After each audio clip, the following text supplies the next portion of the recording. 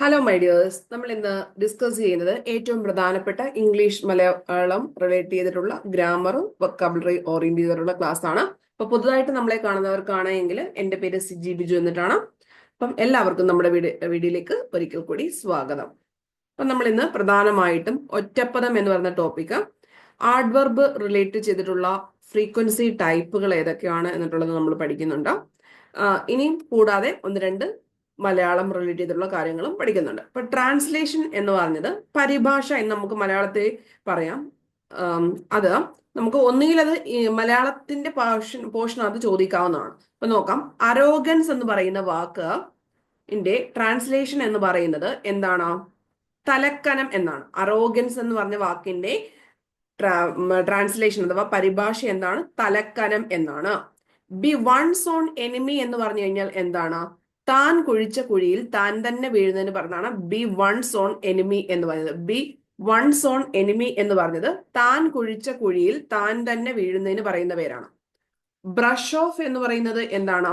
തള്ളിക്കളയുകയാണ്. Brush off എന്ന് പറഞ്ഞാൽ തള്ളിക്കളയുക എന്ന്.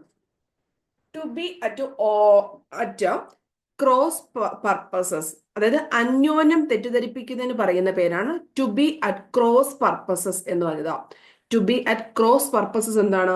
അന്യോന്യം തെറ്റിദ്ധരിപ്പിക്കുകയാണ്.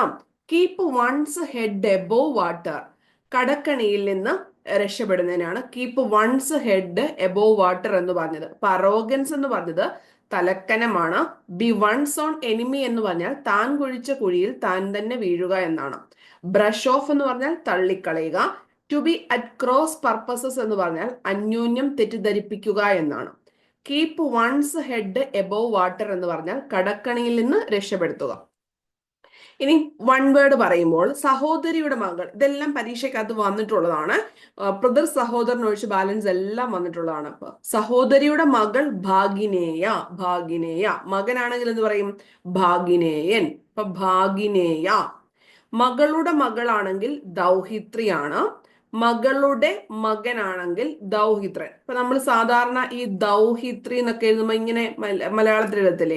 ഇപ്പൊ നമ്മള് മകൾ എന്ന് പറഞ്ഞാൽ ഡോട്ടർ അല്ലേ? അപ്പൊ ആ ഡി വെച്ച് വേണമെങ്കിൽ നിങ്ങൾക്ക് അത് കണക്ട് ചെയ്യാം. മകളുടെ മകളാവുന്ന സമയത്ത് ദൗഹിത്രി. മകളുടെ മകനാണെങ്കിൽ ദൗഹിത്രനാണ്. പിതൃ സഹോദരൻ താതകു ആണ്. പിതൃ സഹോദരന്റെ പേര് താതകു ആണ് വൺ വേർഡ് പറയുന്നത്. പുത്രന്റെ ഭാര്യ സ്നുഷയാണ്. ഇപ്പൊ ഈയിടെയും പരീക്ഷയ്ക്കകത്ത് വന്നിട്ടുണ്ടായിരുന്നു. പുത്രന്റെ ഭാര്യ സ്നുഷ.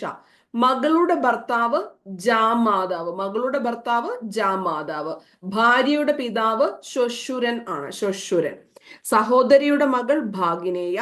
മകളുടെ മകൾ ദൗഹിത്രി. മകളുടെ മകൻ ദൗഹിത്രൻ. പിതൃ സഹോദരൻ താതകു. പുത്രന്റെ ഭാര്യ സ്നുഷ. മകളുടെ ഭർത്താവ് ജാമാതാവ്. ഭാര്യയുടെ പിതാവ് ശ്വശുരൻ. അടുത്തത് ഈ ആഡ്വർബ്സ് റിലേറ്റ് ചെയ്ത് നമുക്ക് ഒരു അഡ്വാൻസ് ലെവൽ ക്വസ്റ്റ്യൻ ആണ്. അപ്പൊ അതായത് നമ്മൾക്ക് ഒരു സെന്റൻസ് തന്നിട്ട് ഇതിനകത്ത് എത്ര തരത്തിലുള്ള ആഡ്വർബ്സ് ഉണ്ട് എന്ന് ചോദിക്കും. അപ്പൊ നമ്മൾ മനസ്സിലാക്കണം ഇത് ഏതൊക്കെ രീതിയിലുള്ള കണ്ടന്റ് ആണ് എന്നൊക്കെയുള്ള. ഫ്രീക്വൻസി ടൈപ്പില്, ക്വാളിറ്റി ടൈപ്പില്, മാനർ ടൈപ്പില്, പ്ലേസ് ടൈപ്പില്, അങ്ങനെ ഡിഫറെന്റ് ടൈപ്സിൽ ഏകദേശം കുറച്ചേറെ എന്തുണ്ട്, ആഡ്വർബ്സിന്റെ ഡിഫറെന്റ് ടൈപ്സ് ഉണ്ട്. അപ്പൊ ഒന്ന് രണ്ട് ചോദ്യ പേപ്പറുകളിൽ ആ കാര്യങ്ങൾ വന്നിട്ടുണ്ട്. 2014 മുതലൊക്കെ ഇങ്ങോട്ട് ചോദിക്കുന്നുണ്ട്. ഇപ്പൊ ഇന്ന് നമ്മൾ ഇവിടെ നോക്കുന്നത് ആഡ്വർബ്സ് ഓഫ് ഫ്രീക്വൻസി മാത്രമാണ് നോക്കുന്നത്. ഇപ്പൊ often, frequently, occasionally, rarely, scarcely, usually, always, never, seldom, hardly, ever, ഇവയെല്ലാം എന്താണ്? ഫ്രീക്വൻസി ടൈപ്പ് ആയിട്ടുള്ള ആഡ്വർബ് ആണ്. ആഡ്വർബുകൾ പല രീതിയിലുണ്ട്. അതിനകത്ത് ഫ്രീക്വൻസി ടൈപ്പിനെ സൂചിപ്പിക്കുന്ന വാക്കുകളാണ്. ഇപ്പൊ ഇതൊന്നും നമ്മൾ ഓർത്ത് വെച്ചേക്കണം. ഇങ്ങനെ ഫ്രീക്വൻസിയെ സൂചിപ്പിക്കുന്നു. Often, frequently, occasionally, rarely, scarcely, usually, always, never, seldom, hardly, ever എന്നൊക്കെ പറയുന്നത് ഫ്രീക്വൻസി ഓറിയന്റ് ചെയ്തിട്ടുള്ള ആഡ്വർബ് ആണ്. അപ്പൊ ഓരോ ദിവസവും നിങ്ങൾ കുറച്ച് കുറച്ച് അങ്ങനെ പഠിച്ചു പഠിച്ച് പോയേച്ചാൽ മതി. അടുത്തത് ആന്റോണിംസ് ആണ് നമ്മൾ നോക്കാൻ പോകുന്നത്.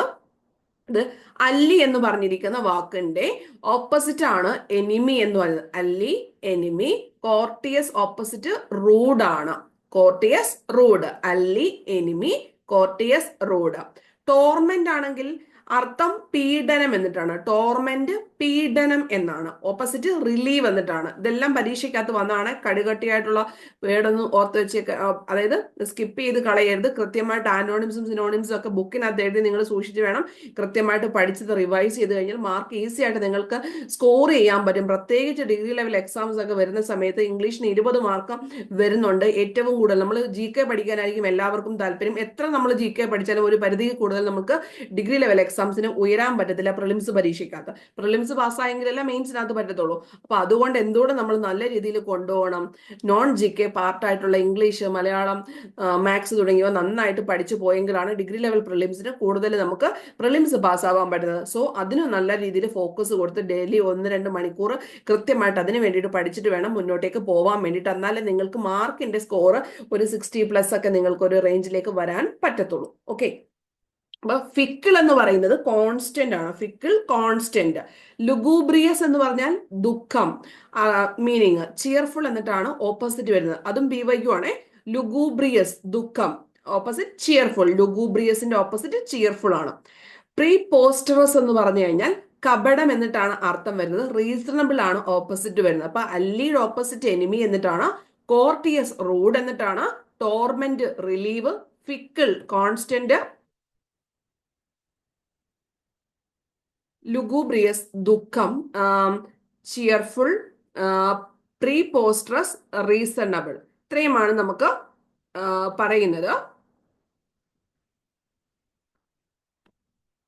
ഓക്കെ. അപ്പൊ നിങ്ങൾക്ക് നമ്മുടെ പെയ്ഡ് കോഴ്സിൽ വേണമെങ്കിൽ ജോയിൻ ചെയ്ത് പഠിക്കാവുന്നതാണ്. 3 മന്ത്സിന്റെ ഇംഗ്ലീഷ് മലയാളത്തിന് വേണ്ടിയിട്ട് ലൈവ് സെഷൻസ് സ്റ്റാർട്ട് ചെയ്തിട്ടുണ്ട്. ഓൺലി 399 റുപ്പീസ് മാത്രമാണ് വന്നിരിക്കുന്നത്. സെക്രട്ടേറിയറ്റ് OA മെയിൻസ് പ്രിപ്പയർ ചെയ്യുന്നവർക്കോ CPO, fireman, salesman, SI, secretariat assistant തുടങ്ങിയ എല്ലാ പരീക്ഷകൾക്കും നിങ്ങൾക്ക് അത് യൂസ് ചെയ്യാവുന്നതാണ്.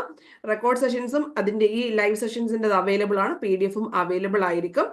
ക്ലാസ്സിന്റെ ടൈമിംഗ് 11:15 മുതൽ 12 മണി വരെയാണ്. മൺഡേ ടു ഫ്രൈഡേ വരെയാണ്. എല്ലാ ഫ്രൈഡേയിലും എക്സാമും ഉണ്ടായിരിക്കുന്നതാണ്. അപ്പൊ ഇത്രയും കാര്യങ്ങളൊക്കെയാണ് പറയാൻ വേണ്ടിയിട്ടുള്ളത്. ഇപ്പൊ താല്പര്യമുള്ളവർക്ക് ഈ നമ്പറിൽ മെസ്സേജ് ചെയ്യാവുന്നതാണ്. അതുപോലെ തന്നെ നമ്മൾ സെക്രട്ടേറിയറ്റ് അസിസ്റ്റന്റിന്റെ പ്രിലിംസിന്റെയും മെയിൻസിന്റെയും ടോട്ടലി 166 മാർക്കിന്റെ കാര്യങ്ങൾ നമ്മൾ പഠിപ്പിക്കുന്നുണ്ട്. മാത്സ് ഒഴികെയുള്ള ടോപ്പിക്ക് 2 ടോപ്പിക്സ് ഒഴികെ. അതായത് ഈ പറഞ്ഞിരിക്കുന്ന ടോപ്പിക്സ് ഇവിടെ ഇൻക്ലൂഡഡ് ആണ്. Total mark 166. പ്രിലിംസിന് 80 മാർക്കിന്റെ നമ്മൾ പഠിപ്പിക്കുന്നുണ്ട്. അപ്പൊ അത്രയും കാര്യങ്ങളോടെ ചേർത്തിട്ട് ദിവസം നമുക്ക് 2 ക്ലാസ്സസ് ആണ് വരുന്നത്. മൺഡേ മുതൽ ഫ്രൈഡേ വരെ. ജസ്റ്റ് 1599 റുപ്പീസ് ആണ് വരുന്നത്. അപ്പൊ എല്ലാ ടോപ്പിക്സും ഇതിനകത്ത് സ്ലൈഡിനകത്ത് അറ്റാച്ച് ചെയ്തിരിക്കുന്ന എല്ലാ ഇതും ഉണ്ടായിരിക്കും. താല്പര്യമുള്ളവർ വാട്സപ്പിൽ മെസ്സേജ് ചെയ്യാവുന്നതാണ്. അപ്പൊ അതുപോലെ തന്നെ നിങ്ങളുടെ ഫ്രണ്ട്സ് ഒക്കെ ഉണ്ടെങ്കിൽ ഡിഗ്രി ലെവൽസ് പഠിക്കുന്നുണ്ടെങ്കിൽ ഒന്ന് ഷെയർ ചെയ്ത് കൊടുക്കാവുന്നതാണ്. അപ്പൊ എല്ലാവർക്കും ഓൾ ദ വെരി ബെസ്റ്റ്. അതുപോലെ തന്നെ നമുക്ക് ജോബ് കിട്ടാൻ വേണ്ടിയുള്ള മെഡിറ്റേഷൻ ഉൾപ്പെടെയുള്ള കാര്യങ്ങളിലൂടെ അറ്റാച്ച് ചെയ്തിട്ടാണ് ഈ ഒരു കോഴ്സ് പ്രൊവൈഡ് ചെയ്തത്. അതുപോലെ തന്നെ നമുക്ക് ജോലിയിലേക്ക് വേണ്ട അഫർമേഷനും വിഷ്വലൈസേഷനും അങ്ങനെയൊക്കെയുള്ള കാര്യങ്ങളും എല്ലാം കൂടെ ചേർത്തിട്ടാണ് ഈ ഒരു പാക്ക് എന്ന് പറഞ്ഞിരിക്കുന്നത്. അപ്പൊ ശരി, എല്ലാവർക്കും all the very best. Thank you and love you all.